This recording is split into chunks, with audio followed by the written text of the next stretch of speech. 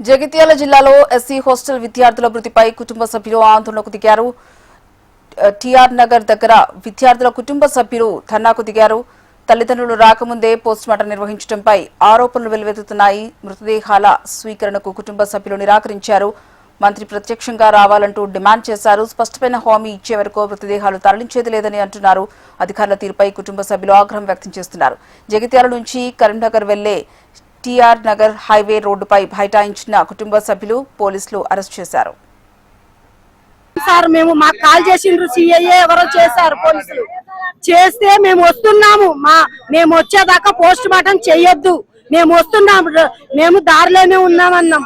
కానీ అయినా మేము రాకముందే పోస్ట్ మార్టం చేసేసిండ్రు. పిల్లల్ని దారుణంగా పిల్లల్ని కూడా చూడలేదు. పోస్ట్ మార్టం అయిపోయినాక మాకు చూపిస్తున్నారు పిల్లల్ని. ఎక్కడ వాటర్ లో పడిపోయి చనిపోయిందంట పిల్లలు. అక్కడ ఇన్ఫర్మేషన్ కూడా ఇవ్వలేదు. ఒక ఫోన్ కాల్ గానీ, టీచర్స్ గానీ, పోలీసులు గానీ మాకు ఇన్ఫర్మేషన్ ఇవ్వలేదు. మాకు ఎవరో లాస్ట్ కు తెలిస్తే మేము వచ్చేటప్పుడు గవర్నమెంట్ హాస్పిటల్ కి మేము వెళ్తే అక్కడ పిల్లలు చనిపోయారని చెప్తే అక్కడ ఆపుతున్నారు మమ్మల్ని. పోలీసు వాళ్ళు ఆపుతున్నారు, అధికారులు ఆపుతున్నారు, అందరూ ఆపుతున్నారు. మా పిల్లలు చనిపోతే మా మీద దౌర్జన్యం చేస్తున్నారు. ఇది న్యాయమే సార్, మాకు న్యాయం కావాలి. జగిత్యాల జిల్లాలో మండ్యాల మండలంలో షెడ్యూల్ క్యాస్ట్ ఇంటిగ్రేటెడ్ వెల్ఫేర్ హాస్టల్లో దురదృష్టవశాత్తు 2 పిల్లలు చనిపోవడం జరిగింది. అత్యంత బాధాకరం. రాష్ట్ర సోషల్ వెల్ఫేర్ మినిస్టర్ గా చాలా ఊహించిన సంఘటన. ఆ పిల్లలు సుమారు 3 గంటల ప్రాంతంలో బయటకు వెళ్లడం, అనుకోకుండా ఆ చెరువులో పడి చనిపోవడం.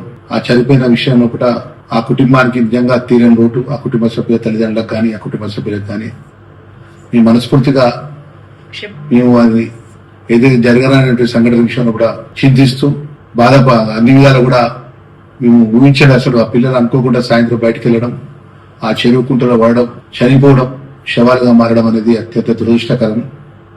మరి అన్ని విధాలు కూడా ఆ కుటుంబాలకు రాష్ట్ర ప్రభుత్వం అండగా ఉంటుంది. ఈ జరిగిన దురదృష్టకరం మీద పూర్తిగా ఎంక్వైరీ జరిపించి దాని మీద ఎవరైతే బాధ్యత గల వెల్ఫేర్ హాస్టల్ నుంచి పిల్లలు ఏ విధంగా బయటకు వెళ్ళినారు, మరి ఎందుకు వెళ్లాల్సి వచ్చింది, జరిగిందో మాకు చెప్పలేదు. హాస్టల్ ఏం జరిగింది, పిల్లలు ఎప్పుడు తప్పిపోయారు, ఎలా చనిపోయారో మాకు చెప్పలేదు. మాకు తెలిసిన వారికైనా మేము వస్తున్నాము, మా పిల్లల్ని ఉంచండి అని అంటే మాకు తెలియకుండా అక్కడి నుంచి తీసుకొచ్చింది కాస్త మొత్తం చివరి నుంచి మొదలు దాకా పోలీసులు మొత్తం పోస్ట్ మార్టం మాకు తెలియకుండా తల్లిదండ్రులు సంతకం లేకుండా వాళ్ళని అడగకుండా పోస్ట్ మార్టం చేసేసిండ్రు. ఇది న్యాయం కాదని అడిగితే వాళ్ళు ఇలా చేస్తున్నారు. కొడుతున్నారు, మొగల్ని లాక్కెళ్తున్నారు, ఆడపిల్లలు చూడకుండా కొడుతున్నారు. ఆడపిల్లలు కూడా లేడీస్ అందరు కలిసి, కానిస్టేబుల్ అందరు కలిసి. ఇది న్యాయం? వాళ్ళకి ఏమైనా న్యాయం ఉందా? పోలీసులకి ఏం సంబంధం? పోలీసులకి ఏం